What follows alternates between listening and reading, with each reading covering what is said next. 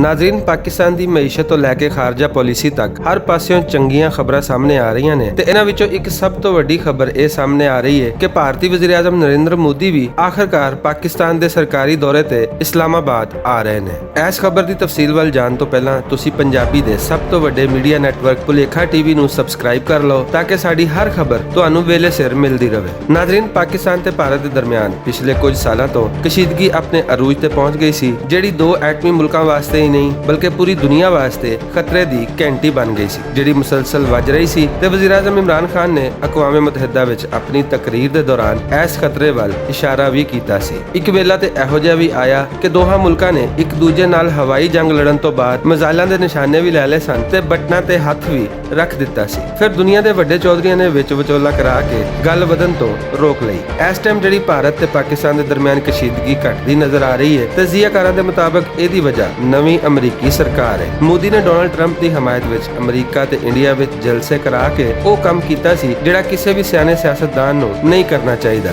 ਜੇ Trump election ਜਿੱਤ ਜਾਂਦਾ ਤੇ ਫਿਰ ਭਾਵੇਂ ਮੋਦੀ ਜੋ ਮਰਜ਼ੀ ਕਰਦਾ, ਪਰ ਮੋਦੀ ਦੀ ਕਿਸਮਤ ਮਾੜੀ ਨਿਕਲੀ ਤੇ ਡੋਨਾਲਡ ਟਰੰਪ ਇਲੈਕਸ਼ਨ ਹਾਰ ਗਿਆ। ਨਵੀਂ ਅਮਰੀਕੀ ਹਕੂਮਤ ਜਿਹੜੀ ਮੋਦੀ ਦੇ ਯਾਰ ਡੋਨਾਲਡ ਟਰੰਪ ਨੂੰ ਇਲੈਕਸ਼ਨ ਹਰਾ ਕੇ ਬਣੀ ਹੈ, ਉਹ ਮੋਦੀ ਨੂੰ ਕਿੰਨਾ ਕੁ ਚੰਗਾ ਸਮਝੇਗੀ ਇਹਦਾ ਅੰਦਾਜ਼ਾ ਤੁਸੀਂ ਆਪ ਹੀ ਲਾ ਸਕਦੇ ਹੋ। ਅਮਰੀਕਾ ਦੀ ਨਵੀਂ ਹਕੂਮਤ ਨੇ ਕਈ ਪੁਰਾਣੀਆਂ ਪਾਲਿਸੀਆਂ ਨੂੰ ਬਦਲਣ ਦੇ ਇਸ਼ਾਰੇ ਦਿੱਤੇ ਨੇ, ਜਿਨ੍ਹਾਂ ਵਿੱਚੋਂ ਇੱਕ ਤੇ ਅਸੀਂ ਵੇਖ ਵੀ ਚੁੱਕੇ ਹਾਂ ਕਿ ਅਮਰੀਕਾ ਨੇ ਸਾਊਦੀ ਸਹਾਫੀ ਜਮਾਲ ਖਸ਼ੋਗੀ ਦੇ ਕਤਲ ਦੀ ਰਿਪੋਰਟ ਜਾਰੀ ਕਰਕੇ ਸਾਊਦੀ ਅਰਬ ਦੇ ਬਾਦਸ਼ਾਹ ਨੂੰ ਵਾਜ਼ਿਹ ਪੈਗਾਮ ਦੇ ਛੱਡਿਆ ਹੈ ਕਿ ਹੁਣ ਪਹਿਲੇ ਵਾਲੀਆਂ ਗੱਲਾਂ ਨਹੀਂ ਰਹੀਆਂ। ਐਸੇ ਤਰ੍ਹਾਂ ਇੰਡੀਆ ਨੂੰ ਵੀ ਪਤਾ ਲੱਗ ਗਿਆ ਹੈ ਕਿ ਜੇ ਅਮਰੀਕਾ ਸਾਊਦੀ ਅਰਬ ਨਾਲ ਸਿੱਧਾ ਹੋ ਸਕਦਾ ਹੈ ਤੇ ਫਿਰ ਇੰਡੀਆ ਕਿਹੜੇ ਬਾਗ ਦੀ ਮੂਲੀ ਹੈ। ਲਿਹਾਜ਼ਾ ਸਾਊਦੀਆ, ਰੂਸ ਜਾਂ ਇਸ ਤਰ੍ਹਾਂ ਦੇ ਕਿਸੇ ਹੋਰ ਮੁਲਕ ਦੇ ਕਹਿਣ ਤੇ ਜਾਂ ਆਪ ਖੁਦ ਭਾਰਤੀ ਹਕੂਮਤ ਨੇ ਬਜ਼ਾਹਰ ਇਹ ਫੈਸਲਾ ਕਰ ਲਿਆ ਹੈ ਕਿ ਪਾਕਿਸਤਾਨ ਤੇ ਚੀਨ ਨਾਲ ਅਮਰੀਕਾ ਦੀ ਮਦਦ ਤੋਂ ਬਗੈਰ ਲੜਾਈ ਕਰਨਾ ਇੰਡੀਆ ਦੇ ਪਾਸੇ ਵੀ ਸੇਕ ਸਕਦਾ ਹੈ। ਲਿਹਾਜ਼ਾ ਮੋਦੀ ਸਰਕਾਰ ਨੇ ਸਰਹੱਦੀ ਤਨਾਜ਼ੇ ਉੱਤੇ ਚੀਨ ਨਾਲ ਮਾਇਦਾ ਕਰਨ ਤੋਂ ਬਾਅਦ ਪਾਕਿਸਤਾਨ ਨਾਲ ਵੀ ਆਪਣੇ ਮਾਮਲਾ ਠੀਕ ਕਰਨ ਦਾ ਇਰਾਦਾ ਕਰ ਲਿਆ ਹੈ ਤੇ ਆਖਿਆ ਜਾਂਦਾ ਹੈ ਕਿ ਪਾਕਿਸਤਾਨ ਤੇ ਭਾਰਤ ਦੇ national security advisers back channel ਰਾਬਤਿਆਂ ਵਿੱਚ ਆ ਗਏ ਨੇ ਤੇ ਇਹਦਾ ਸਭ ਤੋਂ ਵੱਡਾ ਸਬੂਤ ਪਿਛਲੇ ਦਿਨਾਂ ਵਿੱਚ ਦੋਹਾਂ ਮੁਲਕਾਂ ਦੇ DGMOs ਵੱਲੋਂ ਜਾਰੀ ਹੋਣ ਵਾਲੀ ਮੁਸ਼ਤਰਕਾ ਪ੍ਰੈਸ ਬਰੀਫਿੰਗ ਨੂੰ ਵੀ ਸਮਝਿਆ ਜਾ ਰਿਹਾ ਹੈ। ਹੁਣ ਮੋਦੀ ਦੇ ਦੌਰਾ ਇਸਲਾਮਾਬਾਦ ਦੀ ਰਾਹ ਪੱਧਰੀ ਕੀਤੀ ਜਾ ਰਹੀ ਹੈ। ਭਾਰਤੀ ਅਖਬਾਰ ਦੀ ਪ੍ਰਿੰਟ ਨੇ ਖਬਰ ਦਿੱਤੀ ਹੈ ਕਿ ਪਾਕਿਸਤਾਨ ਦੀ ਮੇਜ਼ਬਾਨੀ ਵਿੱਚ ਹੋਣ ਵਾਲਾ ਸਾਰਕ ਇਜਲਾਸ ਜਿਹੜਾ ਸਿਰਫ ਇੰਡੀਆ ਦੀ ਵਜ੍ਹਾ ਤੋਂ ਪਿਛਲੇ ਕਈ ਸਾਲਾਂ ਤੋਂ ਮੁਅੱਖਰ ਹੁੰਦਾ ਜਾ ਰਿਹਾ ਸੀ, ਭਾਰਤ ਨੇ ਹੁਣ ਫੈਸਲਾ ਕੀਤਾ ਹੈ ਕਿ ਇਸ ਇਜਲਾਸ ਵਿੱਚ ਕੋਈ ਰੁਕਾਵਟ ਨਹੀਂ ਪਾਵੇਗਾ,